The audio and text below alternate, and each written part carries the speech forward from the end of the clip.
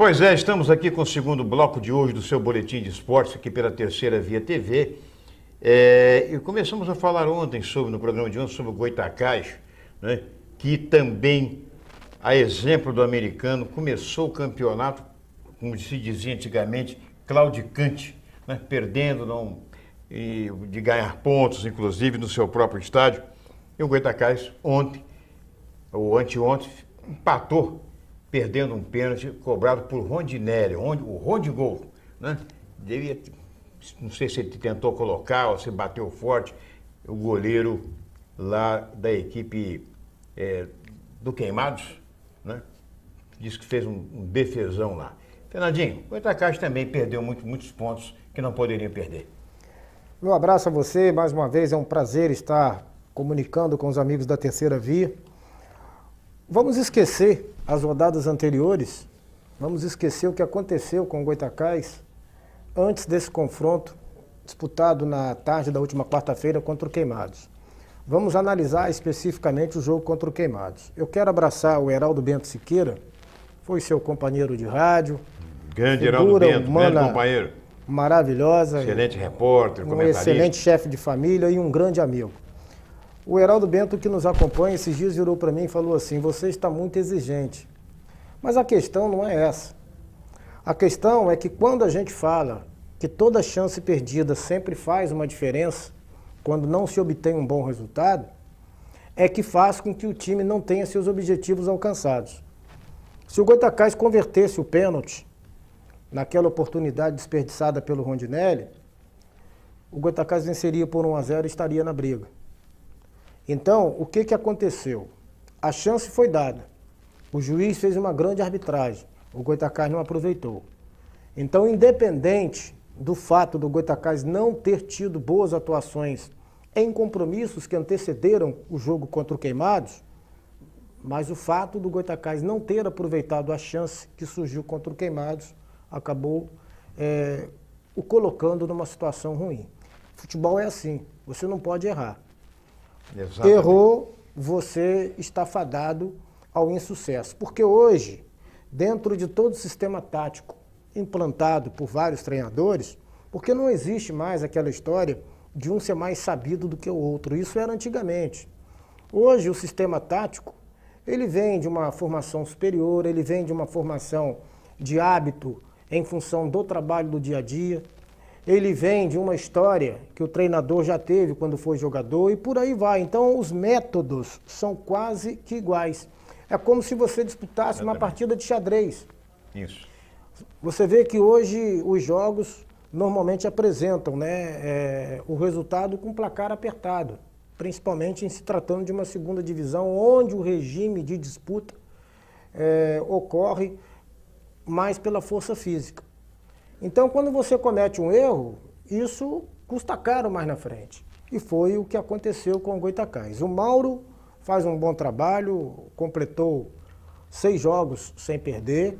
Isso também não tira os méritos do André Pimpolho, que teve problemas com relação ao trabalho decorrente da quebra de estrutura. Com certeza. As coisas hoje para o Mauro estão melhores, então ele tem condições de desenvolver um trabalho mais proveitoso, mas o problema é que o Goytacás teve chance, estava motivado pela grande partida que fez contra o Duque de Caxias e acabou desperdiçando. Eu conversei com o Júnior Brasília na véspera do jogo do Goytacás, na terça-feira. Telefone, ele estava com a delegação do Goytacás viajando na véspera para esse jogo com Queimados. E o Júnior, perguntei, Júnior, e o Edson, o zagueiro que foi contratado e tal? O Edson Figueiredo. Ele jogou no Quissamã.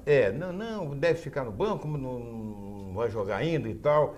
Perguntei sobre outros jogadores, sobre o Flávio Pinto, que foi contratado pelo Goytacás também e que eu não vi jogar esse ano pelo Goytacás. Veio na mesma ocasião que veio o goleiro Jefferson, que veio o Rondinelli, que veio o Rael, porque foi feito um pacote naquela ocasião pelo Daniel Machado, que era o vice de finanças. De finanças daqui e ex-presidente do Sonhão da Barra. Exato. E o detalhe é o seguinte, que tanto o Flávio Pinto veio contundido, quanto o próprio goleiro Jefferson. Mas o goleiro Jefferson já tem uma lesão crônica, que já vem de muito tempo.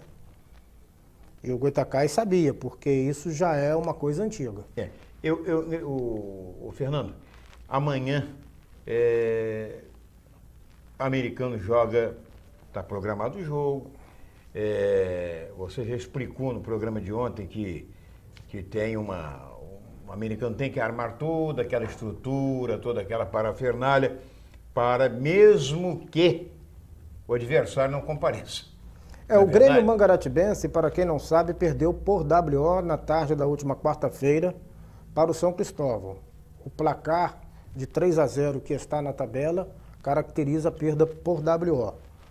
E o Grêmio Mangaratibense vem enfrentando problemas de ordem financeira, jogadores que inclusive não recebem seus salários, e chegou a surgir na tarde de ontem, na tarde da última quinta-feira, a possibilidade de repente, o Grêmio não comparecer. Mas o americano tem que montar toda a logística para receber o adversário. Ele vindo ou não, como o americano é o mandante, ele tem que deixar tudo pronto, tudo preparado. Muito bem, nós vamos encerrar esse bloco só dizendo o seguinte, que o Goitacás recebe o América.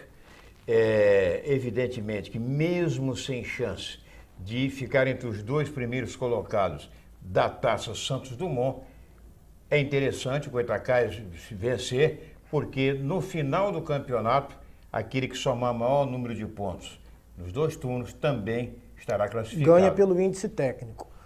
O americano deve ficar com a 2ª colocação. Mesmo que o Grêmio Mangaratibense venha, mas será vexatório. O americano não venceu um time que só somou 1 ponto ao longo do campeonato. A Portuguesa, que hoje tem 17 pontos, pode até ser ultrapassada pelo americano, se ela não conseguir vencer o Barcelona. O que é difícil também. O Barcelona vem mandando os seus jogos para o estádio Luso Brasileiro. Não vai querer tirar a Portuguesa da jogada. Com certeza. E a Portuguesa recebe no seu próprio estádio, que é o Luso Brasileiro, que está sendo emprestado ao Barcelona, a equipe do Barcelona. A Portuguesa facilmente chegará a 20 pontos e o americano vai ficar com a 2ª vaga. Podendo chegar aos 18, não é isso? Exatamente. Muito bem, daqui a pouco nós voltaremos com o 3º e último bloco, que é um assunto até um tanto polêmico, que pouca gente sabe. Vou conversar com o Fernando no 3º e último bloco, rapidinho, pai e bola.